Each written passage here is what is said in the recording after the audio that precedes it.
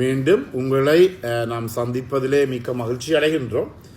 நான் இலங்கையில் இருந்து பதுளை போதனா வைத்தியசாலையில் இருந்து வைத்தியர் கிருஷான் வேதநாயகம். நாங்கள் பார்த்து கொண்டிருக்கின்ற விடயம் ஆண்களுக்கு ஆண்மையின்மை அல்லது இரெக்டைல் டிஸ்ஃபங்க்ஷன், அதே நேரத்தில் விந்து மூந்துதல் ப்ரீமேச்சர் இஜக்குலேஷனை பற்றி பார்த்து கொண்டிருக்கின்றோம். வெளியூர் என்பர்கள் நேரடியாக தொடர்பு கொள்ள விரும்பினால் 009477356245 மூலம் தொடர்பு கொள்ள முடியும். உள்ளூர் என்பர்கள் 0777356245 மூலமாகவும் வாட்ஸ்அப் மூலமாகவும் தொடர்பு கொள்ள முடியும். எனவே இன்று நாங்கள் பல நோயாளிகள், எங்களுக்கு நோயாளிகள் என்று சொல்ல முடியாது, பல பிரச்சனை இருக்கிறவர்கள் எனக்கு தொலைபேசியின் மூலமாக அழைப்புதலை எடுத்து பலதரப்பட்ட பிரச்சனைகளை கேட்கிறார்கள். இந்த இதில் இருந்து நான் கண்ட ஒரு விடயம் என்னவென்றால், உங்களுக்கு தெரியும், இப்போது பல பிரச்சனைகள் அதாவது சாட்டிஸ்ஃபைடு செக்ஷுவல் லைஃப் என்று சொல்லுவோம். அதாவது முற்றிலுமே திருப்தி அடைந்த பாலியல் வாழ்க்கை இல்லாமல் பல பேர் பாதிக்கப்படுவதையும், அதே நேரத்திலே பாதிக்கப்பட்டவர்கள் தங்களுடைய துணையை, அது ஒரு பெண் துணையாக இருக்கலாம், கேர்ள் ஃப்ரெண்டாக இருக்கலாம், அல்லது அவருடைய மனைவியாக இருக்கலாம், அவரை கூட பாதிப்புக்கு உட்படுத்துவதை எங்களாலே காணக்கூடியதாக இருக்கிறது. சாதாரணமாக இந்த அன்சாட்டிஸ்ஃபைடு செக்ஷுவல் லைஃப் என்று சொல்லப்படுகின்ற இந்த திருப்தி அடையாத பாலியல் உறவிலே இருக்கின்ற பல பேரை நான் கண்டிருக்கின்றேன். பல அலுவலகங்களிலே அதிகாரிகளை கூட கண்டிருக்கின்றேன். அவர்களை நாங்கள் பார்க்கின்ற போது உண்மையாக எங்களுக்கு கவலையாக இருக்கின்றது. என்றால் தங்களுடைய வேலையிலே அவர்கள் முற்று முழுதான கவனத்தை செலுத்த முடியாமலும், அதே நேரத்திலே மற்றவர்களுடன் எரிந்து விழுவது, அதாவது தனக்கு இருக்கின்ற அந்த செக்ஷுவல் பாலியல் பிரச்சனையை இன்னொருவர் மேலே ப்ரொஜெக்ட் பண்ணுவது, இன்னொருவர் மேலே அவர்கள் திணிப்பதை எங்களாலே காணக்கூடியதாக இருக்கின்றது. எனவே சில பேர் இருக்கின்றால் ரெண்டு விதமான பிரச்சனை இருக்கிறது. ஒருவர் சில பேர், அதாவது சில ஓரின பாலியல் சேர்க்கை ஆகிறார்கள், ஹோமோசெக்சுவல் என்று சொல்லுவோம், அல்லது பெண்களுக்கு லெஸ்பியன் என்று சொல்லுவோம்.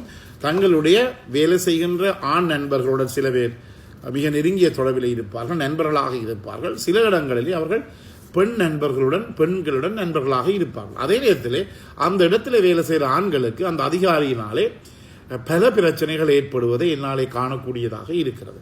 நான் பல இடங்களிலே பலதரப்பட்ட இந்த விசாரணைகளுக்கு எல்லாம் நான் போய் ஒரு ஒப்சர்வராக, ஒரு பார்வையாளராக நான் இருந்திருக்கின்றேன். இதனை நான் கண்ட விடயம் என்னவென்றால், இந்த பிரச்சனை தான் ஏற்படுகிறது. எனவே எங்களுடைய பாலியல் வாழ்க்கை அது எவ்வளவு காலம் மட்டும் இருக்கலாம். சாதாரணமாக நாங்கள் சொல்வது 82-85 வயசு மட்டும் ஆண்களாலே திருப்திகரமான பாலியல் வாழ்க்கையை மேற்கொள்ள முடியும். அதே நேரத்திலே பெண்களால் கூட இந்த வயசு மட்டும் ஒரு சாட்டிஸ்ஃபைடான, ஒரு திருப்திகரமான பாலியல் வாழ்க்கை 82-85 வயசு மட்டும் பெண்களாலே மேற்கொள்ள முடியும். கடைசி காலம் மட்டும் இறக்கு மட்டும் பாலியல் வாழ்க்கையிலே உண்மையாகவும் அதே நேரத்தில் திருப்திகரமாகவும் இருப்பார்களாக இருந்தால், அவர்களுடைய பாலியல் நடவடிக்கைகள் அவர்களுக்கு திருப்தி அளிக்கக்கூடிய வகையாக இருக்குமாக இருந்தால், அவர்களுடைய இந்த செக்ஷுவல் லைஃப் மிக உன்னதமான போற்றக்கூடிய ஒன்றாக இருக்கும். இல்லாவிட்டால் பல பிரச்சனைகளை மாற்றப்பட்டு சில பேர் தங்களுடைய எல்லாவற்றையுமே இழக்கக்கூடிய தன்மையிலே நாங்கள் இருக்கின்றோம். அதே நேரத்தில் இந்த கால பகுதியிலே எங்களுடைய ஆண்களை எடுத்துக்கொள்ளலாம், பெண்களை எடுத்துக்கொள்ளலாம், அவர்களுக்கு இந்த பாலியல் வேட்கை, செக்ஷுவல் டிசையர் என்பது பல புறக்காரணிகளாலே அதிகரிப்பதை எங்களாலே காணக்கூடியதாக இருக்கிறது. அதாவது எக்ஸ்டர்னல் ஃபேக்டர்ஸ் என்று சொல்லப்படுகின்ற புறக்காரணிகள், ஒன்று உணவுப் பொருட்களாக இருக்கலாம், அல்லது இப்போ இருக்கின்ற பெண்கள் அணிகின்ற அல்லது ஆண்கள் அணிகின்ற நவராகரிக உடுப்புகளாக இருக்கலாம்.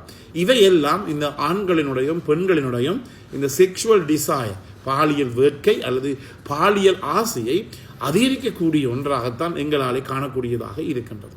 எனவே இவ்வாறு ஒரு அலுவலகத்திலேயோ ஒரு வெளியிலே போய் வருகின்ற ஒரு ஆண் அதாவது நவநாகரிக உடைகளை அணிந்த பெண்களை சந்திக்கின்ற போது அவர்களுடைய பாலியல் வேட்கை தூண்டப்படும். அதே நேரத்திலே அவர் தனக்கு ஒரு ஃபேண்டாசி, தனக்கு ஒரு கற்பனை உலகத்திலே அவர் மிதப்பார். தன்னுடைய மனைவி அல்லது தன்னுடைய கேர்ள் ஃப்ரெண்ட் கூட, தன்னுடைய பெண் துணை கூட இப்படி ஒரு உடுப்பை உடுத்த வேண்டும், அதன் மூலமாக நான் பாலியலை ரசிக்க முடியும் என்று சொல்லி அவர் நினைப்பார். அதே நேரத்திலே அவர் வீட்டை வந்தால் அதற்கு நேர்மாறான விடயங்கள் தான் அவருடைய வீட்டிலே கிடைக்கக்கூடியதாக இருக்கின்றது.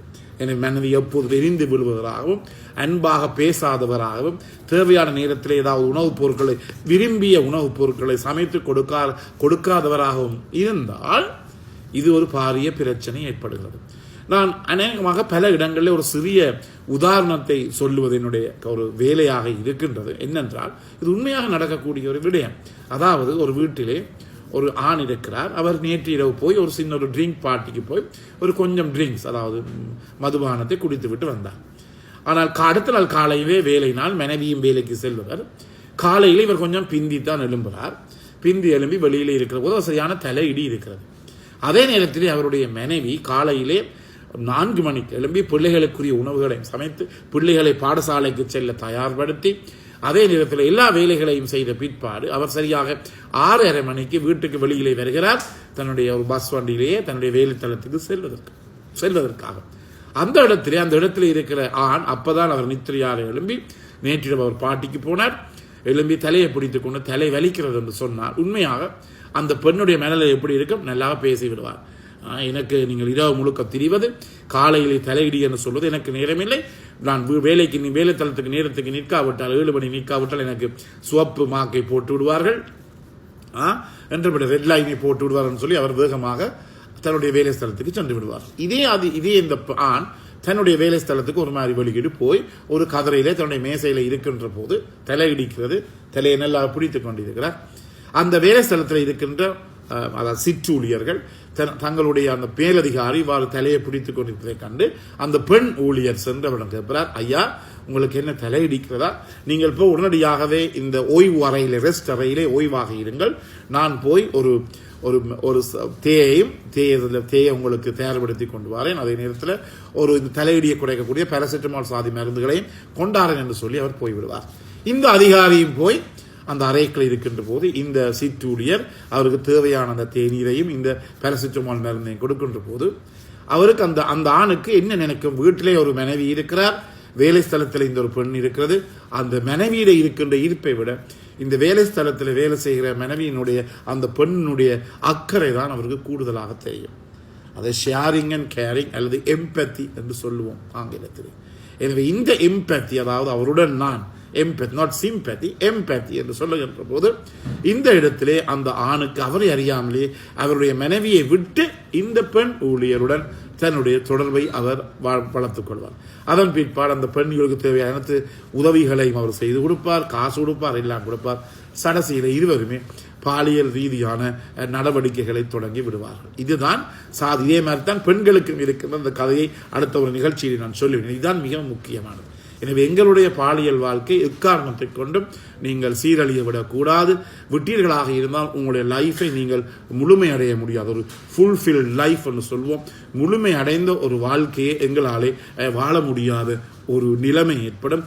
அதன் காரணமாக எங்களுக்கு மட்டுமல்ல, எங்களை சுற்றி இருப்பவருடைய எங்களுடைய மனைவியாக இருக்கலாம், பெண் துணையாக இருக்கலாம், கணவனாக இருக்கலாம், ஆண் துணையாக இருக்கலாம், அனைவருக்குமே பிரச்சனை கொடுப்போம். அதே நேரத்தில் வேலை ஸ்தலங்களில் அலுவலகங்களில் நாங்கள் போய் அங்கு இருப்பவர்களுக்கும் பிரச்சனையை கொடுக்கக்கூடியதாக இருக்கும். சில இடங்களில் பார்த்திருக்கின்றோம். அந்த சில அலுவலகங்களில் அவருடைய பாலியல் வாழ்க்கை மிகவும் மோசமானது என்றபடியாலே அலுவலகங்களிலே ஆட்கள் காதலிக்க கூட அவர் விட மாட்டார்.